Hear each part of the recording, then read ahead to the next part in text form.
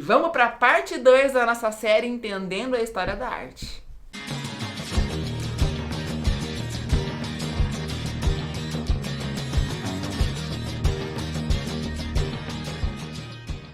No vídeo de hoje nós vamos entender como aconteceu a arte no período cristão e também no período medieval.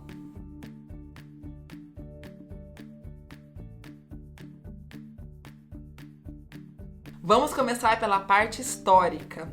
Nós vamos falar então da produção artística que aconteceu logo após a morte de Jesus. O que aconteceu nesse período? Um pouco antes da sua morte, Jesus disse aos seus discípulos: "Ide por todo mundo e pregai o evangelho a toda criatura." Ou seja, ele pediu para que os seus discípulos se espalhassem e pregassem a sua palavra em vários lugares diferentes. E depois da sua morte, a sua ressurreição e depois que ele subiu aos céus, foi exatamente isso que aconteceu. Os seus discípulos se espalharam por todo o Império Romano e até mesmo em outros lugares, e isso se tornou uma grande ameaça para o próprio Império Romano. Por quê? Porque os cristãos diziam que eles tinham um rei, que o rei deles era Jesus. E o rei, o imperador, começou a ficar incomodado, já que o rei dos fiéis, dos cristãos é Jesus, quem sou eu nessa história toda? Onde que eu fico nessa história toda? Lembrando que o número de cristãos começou a aumentar consideravelmente dentro do Império Romano. E foi justamente por isso que aconteceram as grandes perseguições. A fé cristã foi proibida no Império Romano. O Império Romano ele era politeísta e não era aceito o culto cristão. Os cristãos eram perseguidos e o culto cristão era proibido em todo o Império Romano. Nós chamamos esse período de arte cristã primitiva. Por quê? Os cristãos eles não sabiam ler e escrever. Grande parte da população não sabia ler e escrever. E eles não tinham como registrar as histórias e os ensinamentos bíblicos de forma escrita. Começaram a registrar através de pinturas, desenhos, afrescos que faziam principalmente dentro das suas residências e também nas catacumbas. O que são catacumbas? São construções subterrâneas que eles utilizavam para enterrar seus mortos e também fazerem seus cultos de forma escondida. E essa produção artística feita pelos fiéis, pela população simples, se tornou um período, na verdade, na história da arte, que é chamado de arte cristã primitiva. Então, quando a gente olha aquelas pinturas tão simples, tão rudimentares, chamado de período cristão paleolítico, fazendo ali uma relação com o período paleolítico lá da pré-história, que foi lá no início, a gente tem que entender que aquela produção era tão simples porque era feita por pessoas comuns, por conta desse contexto que eu expliquei no começo do vídeo. Eles eram perseguidos, não existiam profissionais que faziam aquela temática, então era uma pintura mais simples, ilustrativa, né? Uma coisa mais meio que infantil.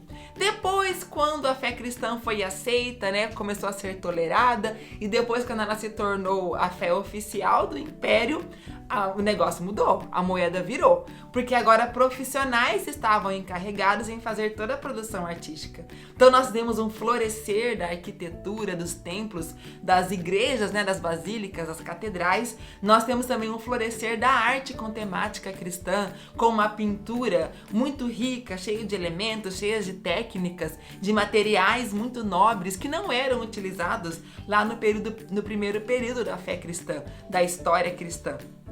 Mas agora nós temos uma arte muito mais profissional. Acontece que no Império Romano do Oriente surge um novo estilo, chamado de período bizantino, porque Bizâncio se tornou a capital do Império Romano do Oriente e Constantino mudou o nome para Constantinopla. Então, em homenagem ao antigo nome dessa cidade, deu-se o nome de período bizantino ou arte bizantina, que mistura aí uma tendência oriental com algumas técnicas ocidentais. Então é uma arte romana misturada com alguns elementos lá daquela região, né, da arte oriental, mas que é uma arte cristã, sendo que agora todo o Império Romano ele é cristão e os outros cultos passam a ser perseguidos. Então olha como é importante entender, compreender que a arte representa as transformações sociais, que a arte sempre esteve nas mãos daqueles que detinham o poder.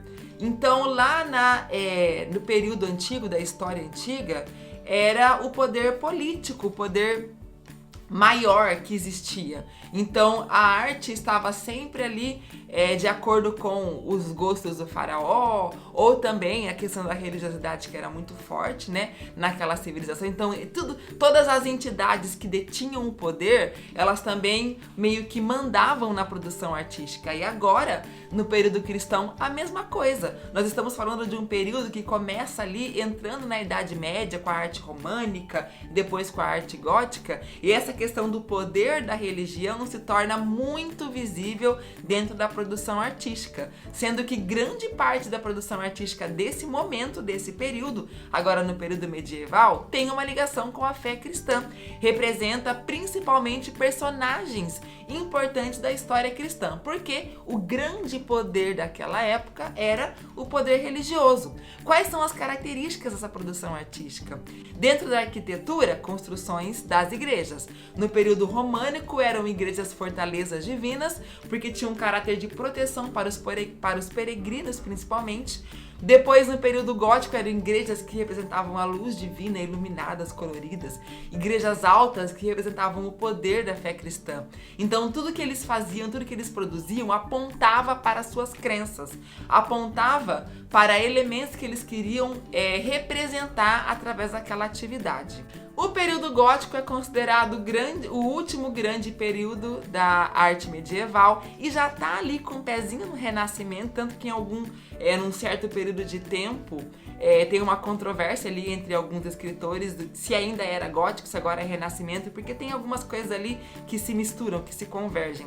Nós temos dentro da arte produzida no final do período gótico elementos fundamentais que foram aprimorados no Renascimento, como por exemplo a técnica da perspectiva, o uso da tinta com a base de óleo, né, tinta a óleo, esfumato, representação de pessoas muito mais realistas, né, cenas muito mais realistas, que fazem parte agora do Renascimento. O que foi esse Renascimento? Na verdade, foi uma transformação histórica, cultural e que foi representada pela arte.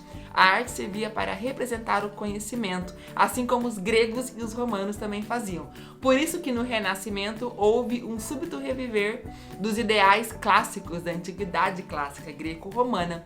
E justamente por isso que o homem voltou a ser o centro.